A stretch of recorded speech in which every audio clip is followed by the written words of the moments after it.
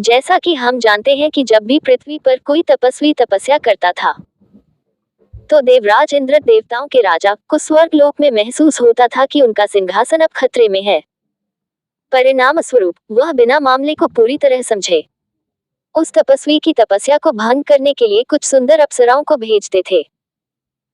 नतीजा, कामदेव प्रेम के देवता के हस्तक्षेप के कारण प्रेम के आनंद में डूबने के बाद तपस्वी आमतौर पर अप्सराओं के प्रेम में पड़ जाते हैं। और उसके बाद जो कुछ भी होता है वह आप अच्छी तरह से समझ सकते हैं, लेकिन इस बार जो हुआ वह वास्तव में बहुत दिलचस्प है।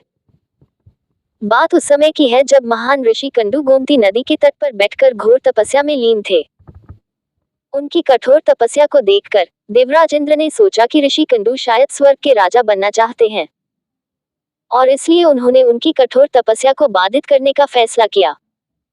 उन्होंने ऋषि कंडू की तपस्या को नष्ट करने के कार्य के लिए स्वर्ग की सबसे सुंदर अप्सराओं में से एक प्रमलोचा को चुना। ऋषि कंडू हर सुबह अपनी प्रार्थना करने के लिए नदी पर जाते थे, और जैसे ही प्रमलोचा ऋषि कंडू के आश्रम के पास धरती पर आई, उनकी नजर इस मंत्रमुग्ध अप्सरा पर पड़ी, जिससे वह तुरंत सबसे खूबसूरत अप्सरा की रोमांटिक आकांक्षाओं के शिकार हो गए। प्रमलोचा ने उन्हें अपना साथी बनाने के लिए आमंत्रित किया और उसके साथ दाम्पत्य सुख में रहने लगे।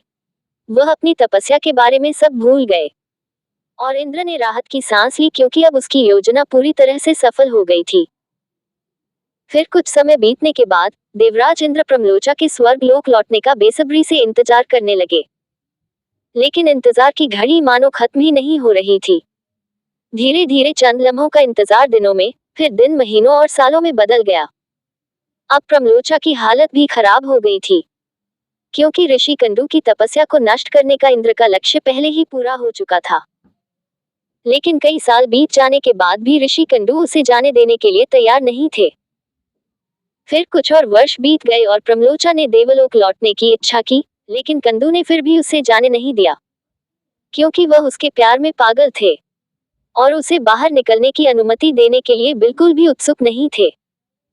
हालांकि प्रमलोचा ऋषि कंडू के क्रोध से अच्छी तरह परिचित थी, इसलिए अब उसके पास उनके साथ रहने के अलावा कोई अन्य विकल्प नहीं था।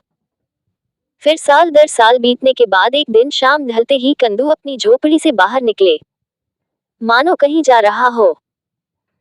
देखते ही प्रमलोचा ने पूछा कि कहाँ जा रहे हो। बदले में उसने उत्तर दिया, अभी शाम हो गई है, मैं अभी संध्या वंदन विधि समाप्त करके आता हूँ, दिन समाप्त होने को आया है, अभी इंतजार करो। तब प्रमलोचा उस पर हंसने लगी और बोली, इतने सालों के बाद अब तुम्हें शाम की प्रार्थना करने का विचार आया है।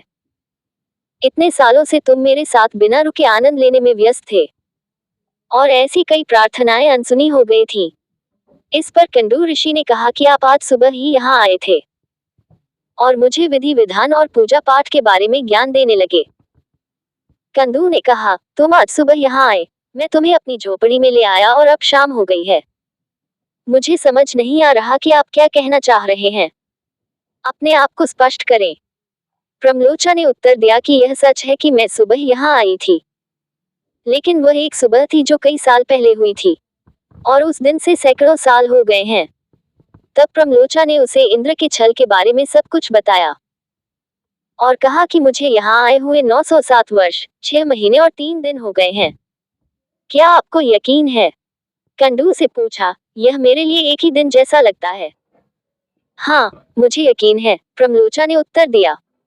वह उसे इंद्र द्वारा धोखा दिए जाने की सच्चाई बताते हुए बहुत डर रही थी, क्योंकि उसे लग रहा था कि कंडू ऋषि उसे शाप दे सकते हैं। ये सुनकर कंडू क्रोध और निराशा से बुदबुदाए, लेकिन कंडू ऋषि ने उसे शाप नहीं दिया, क्योंकि उन्हें एहसास हुआ कि उसे यह कार्य इंद्र द्वारा सौंपा गया था। उन्होंने अप्सरा के प्रलोभन में आने के लिए स्वयं को दोषी ठहराया, क्योंकि वह अपनी वासना पर नियंत्रण रखने में विफल रहे थे। कंडू ऋषि का सिर शर्म से झुक गया और फिर वह खुद पर शर्मिंदा होकर पुरुषोत्तम धाम की ओर चले गए और अपने पापों के लिए तपस्या की और भगवान विष्णु से माफी मांगी।